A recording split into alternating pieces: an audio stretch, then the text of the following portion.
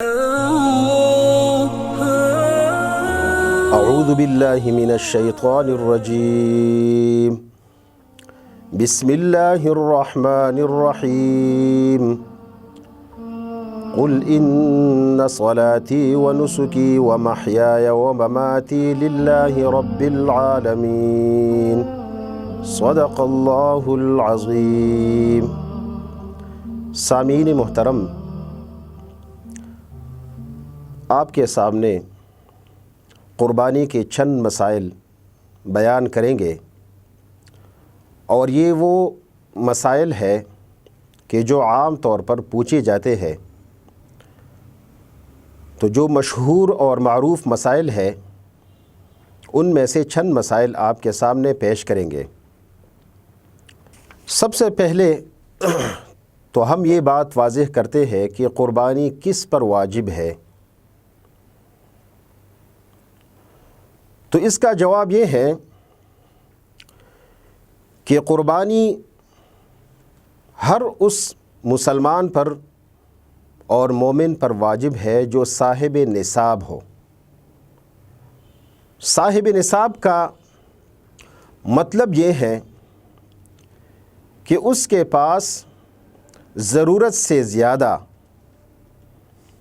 7.5 تولہ سونا، 52.5 تولے چاندی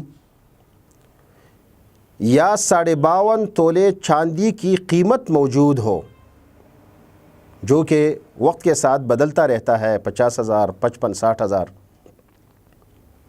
تو جس کے پاس اتنی رقم موجود ہو، اتنا پیسہ موجود ہو، اور اس پر کوئی قرض نہ ہو اور یہ ضرورت سے زائد ہو، تو اس پر قربانی واجب ہے۔ اگر وہ قربانی چھوڑتا ہے تو یہ گنہگار ہوتا ہے اور قیامت کے دن اس سے پوچھا جائے گا۔ اب ہم آتے ہیں دوسرے مسئلے کی طرف۔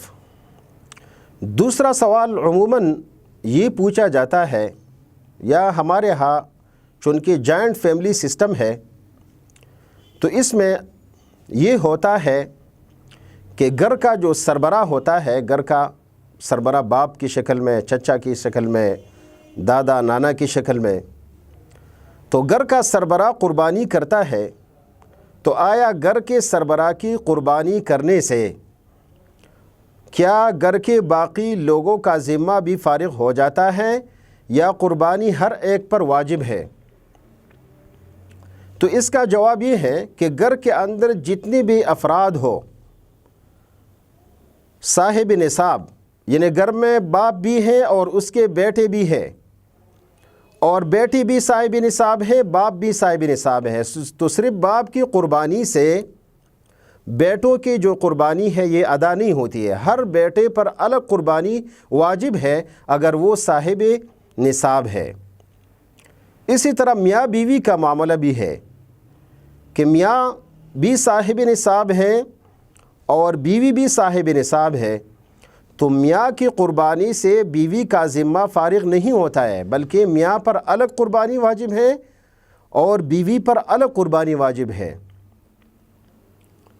ہاں، ایک مسئلہ اس کے اندر ہے کہ اگر مثال کے طور پر باپ بیٹوں کے طرف سے بھی قربانی کرتا ہے، یعنی ایک باپ ہے اور اس کے 3 بیٹے ہیں اور وہ 4 قربانیاں کرتے ہیں، 4 حصے بناتے ہیں، تو یہ ہو سکتا ہے، یہ جائز ہے، اس سے بیٹوں کا جو ذمہ ہے وہ بھی فارغ ہو جاتا ہے۔ یا مثال کے طور پر میاں کہتا ہے اپنی بیوی سے کہ میں آپ کی طرف سے قربانی ادا کروں گا اور قربانی کروں گا، تو ایک حصہ میاں اپنے لیے کرتا ہے اور ایک بیوی کے لیے کرتا ہے، تو یہ جائز ہے۔ لیکن اگر ایک حصہ گھر کا سربراہ یا میاں کرے، باقی کی طرف سے قربانی نہ کرے، تو صرف باپ کی قربانی سے یا صرف میاں کی قربانی سے باقی لوگوں کا ذمہ فارغ نہیں ہوتا ہے، کہ ان کی قربانی ہر ایک پر واجب ہے۔ جس طرح کہ ایک کی نماز ادا کرنے سے دوسری کی نماز ادا نہیں ہوتی ہے، جس طرح ایک کے روزہ رکھنے سے دوسرے مومن کا روزہ ادا نہیں ہوتا ہے، تو اس طرح قربانی کا جو عمل ہے یہ بھی اس طرح نہیں ہوتا ہے۔ اور اس بات کی دلیل ایک حدیث شریف میں ہے، آپ صلی اللہ علیہ وسلم نے فرمایا من وجد سعة لأن يضحي فلم یضحی فلا یقربن مصلانا، کہ جو بھی طاقت کے باوجود قربانی نہ کرے تو وہ ہماری عیدگاہ میں نماز پڑھنے کے لیے تشریف نہ لائے۔ تو اس حدیث کے اندر جو من ہے یہ عموم کے لیے ہے، یعنی کہ جو بھی صاحب نصاب ہو، چاہے گھر کا سربراہ ہو یا کوئی اور فرد ہو۔ اسی طرح عام طور پر مسئلہ پوچھا جاتا ہے تو وہ قربانی کی جانور کے بارے میں ہے۔ تو اس کے بارے میں ضابطہ یہ ہے کہ 4 قسم کے جانور ایسے ہوتے ہیں جن سے قربانی ادا کی جاتی ہے۔ نمبر 1 اونٹ، نمبر 2 گائے، بھینس، یہ بھی گائے کے حکم میں شامل ہے، نمبر 3 بکرا، اور نمبر 4 دمبا۔ یہ 4 جانور ایسے ہیں کہ جن سے قربانی ہو سکتی ہے، اور ان کے علاوہ جو اور جانور ہے، مرغے ہے، نیل گائے ہے، ہرن ہے، ہرنی ہے، تو ان سے قربانی جائز نہیں ہے، بلکہ یہ 4 جانور جو ہے اونٹ اور گائے، بکرا اور دمبا، ان سے قربانی جائز ہے۔ اب اونٹ کی عمر 5 سال ہونی چاہیے۔ 5 سال سے اگر کم ہو تو اس اونٹ یا اونٹنی کی قربانی جائز نہیں ہے۔ گائے یا بیل یا بینس یا بینسا، اس کی عمر 2 سال ہونی چاہیے، مکمل 2 سال۔ اگر 2 سال سے کم ہو تو اس گائے، بیل یا بینس، بینسا کی قربانی جائز نہیں ہے۔ اسی طرح بکرا اور بکری کی عمر 1 سال ہونی چاہیے۔ اگر 1 سال سے کم ہو تو اس بکرے اور بکری کی قربانی جائز نہیں ہے۔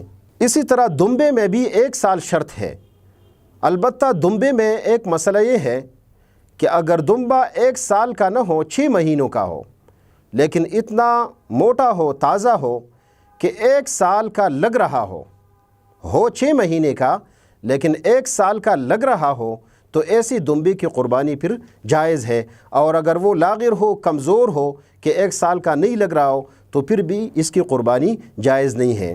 عام طور پر ہمارے معاشرے میں لوگ دانتوں کی طرف دیکھتے ہیں کہ اس کے 2 دانت ہے کہ نہیں ہے، 3 دانت ہے کہ نہیں ہے۔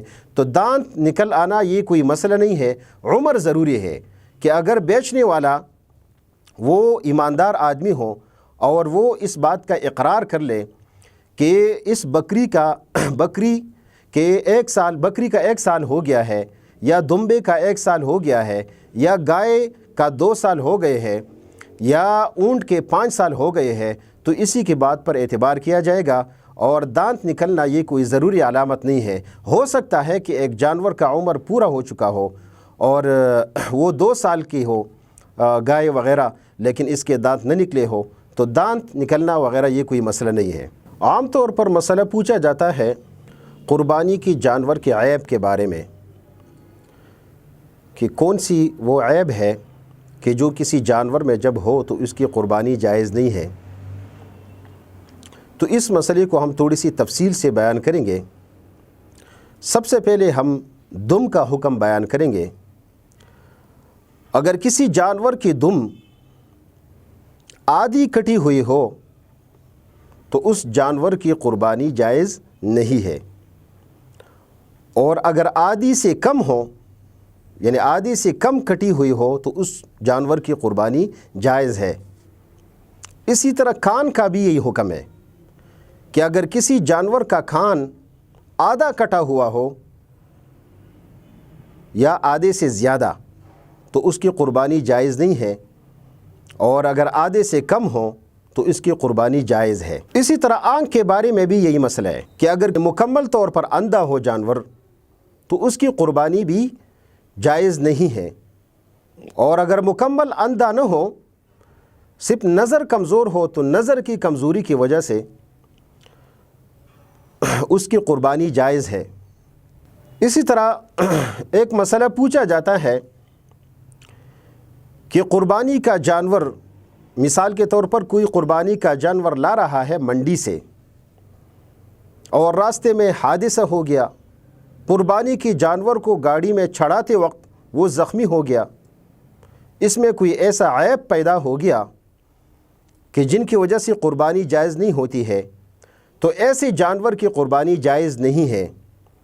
ہاں، اس کو ذبح کرتے وقت، اس پر چھری مارتے وقت جب جانور کو لٹایا جاتا ہے تو اسی وقت اگر یہ قربانی کا جانور زخمی ہو جاتا ہے، ذبح کے وقت لٹانے کے لیے جو زخم آ جاتے ہیں، کوئی عیب آ جاتا ہے، تو ایسی جانور کی قربانی پھر جائز ہے۔ اسی طرح سینگ کے بارے میں پوچھا جاتا ہے، قربانی کی جانور کے اگر سینگ نہ ہو یا سینگ ٹوٹی ہوئے ہو تو ایسی جانور کی قربانی بھی جائز ہے، سینگ بھی کوئی مسئلہ نہیں ہے۔ ہاں، اگر کوئی سینگ جڑ سے اکھیڑا گیا ہو، اس سینگ کی وجہ سے اتنا زخم پیدا ہو گیا ہو جانور کے سر میں کہ وہ دماغ تک پہنچ گیا ہو، تو ایسی جانور کی قربانی پھر جائز نہیں ہے۔ اور اس کے علاوہ جو چھوٹی سینگ والے ہیں یا بالکل اس کی سینگ نہیں ہوتے ہیں کسی جانور کی، تو یہ کوئی مسئلہ نہیں ہے سینگ کا۔ اسی طرح خصی جانور کی قربانی یہ جائز ہے اور یہ صحیح حدیث سے ثابت ہے۔ اسی طرح دودھ والے جانور کی قربانی یہ جائز ہے۔ ہاں، دودھ والے جانور کی قربانی میں مسئلہ یہ ہے کہ اگر کسی نے قربانی کا جانور خریدا تو اس کا دودھ وہ استعمال نہیں کر سکتا ہے، دودھ کا استعمال اس کے لیے جائز نہیں ہے، دودھ وہ صدقہ کرے گا، کسی فقیر اور کسی غریب کو دے گا۔ باقی ایسی جانور کی قربانی جائز ہے۔ ایسا جانور کہ جو لنگڑا ہو، اس کا کیا حکم ہے؟ تو اس کے بارے میں تفصیل یہ ہے کہ اگر قربانی کا جانور اتنا لنگڑا ہو کہ وہ قربان گاہ تک، ذبح خانے تک خود نہیں چل سکتا ہو، یعنی لنگڑا پن اتنا زیادہ ہو، تو ایسی جانور کی قربانی جائز نہیں ہے۔ اور اگر معمولی لنگڑا پن ہو، یعنی وہ قربانی کے جگہ تک خود جا سکتا ہو وہ جانور، تو اگرچہ وہ لنگڑا ہو تو ایسی جانور کی قربانی پھر جائز ہوگی۔ قربانی کا ایک اہم مسئلہ یہ بھی ہے کہ ایک آدمی جاتا ہے منڈی تک اور منڈی سے اپنے لیے قربانی کا جانور لاتا ہے، اور جانور لانے کے بعد باقی لوگ اس میں بھی شامل ہو جاتے ہیں۔ ایک کہتا ہے کہ میرا بھی اس میں حصہ ہوگا، دوسرا کہتا ہے کہ میرا حصہ ہوگا، تیسرا کہتا ہے کہ میرا حصہ ہوگا، تو یہ بھی جائز ہے۔ یعنی یہ نہیں ہے کہ صرف اس نے گائے خرید لی ہے، جانور خریدا ہے تو کہ پورا کا پورا اس کا ہوگا اور باقی آدمیوں کو شریک نہیں کر سکتا ہے، یہ نہیں ہے۔ 7 تک بندے اس میں شریک ہو سکتے ہیں، تو یہ بھی جائز ہے۔ ایصال ثواب کے لیے عام طور پر مسئلہ پوچھا جاتا ہے کہ آیا ہم اپنے والدین کے لیے، اپنے بھائیوں کے لیے، اپنے دادا دادی کے لیے، نانا نانی کے لیے قربانی کر سکتے ہیں؟ تو بالکل آپ کر سکتے ہیں اور اس کا ثواب ان کو پہنچ جائے گا۔ اگرچہ ان پر واجب تو نہیں ہے کیونکہ یہ زندہ پر واجب ہے، لیکن اگر کوئی انسان اپنے ماں باپ کے لیے یا مرے ہوئے لوگوں کے لیے قربانی کرے ثواب کی نیت سے، تو باقاعدہ ان کو ثواب پہنچ جائے گا۔ عام طور پر مسئلہ پوچھا جاتا ہے قربانی کی گوشت کے بارے میں کہ قربانی کی گوشت کا کیا حکم ہے؟ تو قربانی کی گوشت کا حکم یہ ہے کہ اگر کوئی انسان، کوئی آدمی ایسا ہے کہ جس کی فیملی بڑی ہے، اس میں افراد زیادہ ہے، تو وہ سارا گوشت خود بھی کھا سکتا ہے، کوئی گناہ اس پر نہیں ہوگا کہ اگر وہ سارا کا سارا گوشت خود استعمال کرے۔ البتہ مستحب طریقہ اس کے لیے یہ ہے کہ گوشت کو 3 حصوں میں تقسیم کیا جائے۔ ایک حصہ غریبوں کے لیے خاص کیا جائے، جو عام طور پر غریب اور فقیر لوگ ہوتے ہیں اپنے محلے میں، محلے سے دور، تو ایک حصہ ان کے لیے خاص کیا جائے۔ دوسرا حصہ اپنے قریبی رشتہ داروں کے لیے کہ جو آپ کے خونی رشتہ دار ہے، قریبی رشتہ دار ہے، تو ان کے لیے دوسرا حصہ خاص کیا جائے۔ اور تیسرا حصہ اپنے گھر کے استعمال کے لیے اپنے گھر پر رہنے دیا جائے، اپنے بچوں پر خرچ کیا جائے اور ان کو کھلایا جائے۔ لیکن میں نے کہا کہ یہ مستحب عمل ہے، یہ ضروری نہیں ہے کہ اگر سارا کا سارا گوشت یا آدھا گوشت یا آدھے سے بھی کسی نے استعمال کی تو اس پر کوئی گناہ لازم نہیں ہے۔ ایک اہم مسئلہ جو پوچھا جاتا ہے وہ حلال جانور کے کون سے وہ اعضاء ہے، کون سے اندام ہے کہ جن کو کھانا جائز نہیں ہے، چاہے وہ قربانی کا جانور ہو یا قربانی سے ہٹ کر جو حلال جانور ہوتے ہیں، اونٹ، گائے، بیل، بینس، بینسا، بکرا، بکری، دمبا، تو ان کے کون سے اعضاء ایسے ہیں کہ جن کو کھانا جائز نہیں ہے اور وہ حرام ہے؟ تو فقہاء نے اس پر بہت تفصیل سے لکھا ہے، اور 7 اندام ایسے ہیں کہ جن کا کھانا جائز نہیں ہے حلال جانور کی۔ سب سے پہلے دم مسفوح، بہنے والا خون، وہ خون کہ جو بہنے والا ہو، وہ جائز نہیں ہے کسی بھی حلال جانور کی، چاہے قربانی کا ہو یا قربانی کے علاوہ ہو۔ نمبر 2، چھوٹے پیشاب کی جگہ، چاہے نر جانور کی ہو یا مادہ جانور کی ہو، یہ بھی جائز نہیں ہے اس کا کھانا۔ نمبر 3، پاخانے کی جگہ، چاہے نر جانور ہو یا مادہ جانور ہو، تو یہ جگہ بھی جائز نہیں ہے اس کا کھانا۔ نمبر 4، خصیے یا فوتے، یہ بھی جائز نہیں ہے۔ نمبر 5، غدود، غدود سے مراد وہ سخت گوشت کہ جس کو کھایا نہیں جا سکتا ہو، اور یہ عام طور پر ہر جانور میں نہیں ہوتا ہے، بعض جانوروں میں یہ غدود ہوتے ہیں کسی بیماری کی وجہ سے، تو وہ بھی جائز نہیں ہے۔ نمبر 6، مثانہ، چھوٹے پیشاب کی جو تیلی ہوتی ہے مثانہ، تو یہ بھی جائز نہیں ہے کسی بھی حلال جانور کی، چاہے قربانی کا ہو یا قربانی کے علاوہ ہو۔ نمبر 7، پتا، پتا کھانا بھی جائز نہیں ہے حلال جانور کی، چاہے قربانی کا جانور ہو یا قربانی کی علاوہ ہو۔ بعض فقہاء کہتے ہیں کہ اس میں حرام مغز بھی شامل ہے۔ حرام مغز سے مراد پیٹھ کی ہڈی میں کمر سے لے کر گردن تک جو سفید ڈوری ہوتی ہے، سخت قسم کی ڈوری ہوتی ہے، اس کو حرام مغز کہتے ہیں۔ تو وہ کہتے ہیں کہ یہ بھی جائز نہیں ہے، لیکن جمہور کے نزدیک وہ صرف مکروہ ہے، وہ حرام نہیں ہے، اور جو بالاتفاق حرام ہے 7 اعضاء ہے، تو وہ میں نے آپ کے سامنے بیان کر دیے۔ تو یہ قربانی کے چند اہم مسائل تھے جو آپ کے سامنے پیش کیے گئے ہیں۔ اللہ تبارک و تعالی ہم سب کو دین کی صحیح سمجھ عطا فرمائے اور تمام مسلمانوں کی قربانی کو قبول فرمائے۔ ہاں، ایک مسئلہ، قربانی کے جانور کو ذبح کرتے وقت عام طور پر لوگ ویڈیو بناتے ہیں، کچھ لوگ سیٹیاں بجاتے ہیں، شور کرتے ہیں، تو یہ بات سمجھنی ہے کہ قربانی ایک عظیم عبادت ہے، اور عبادت کے وقت ہمیں یا تو خاموش رہنا چاہیے یا دعا میں مصروف رہنا چاہیے۔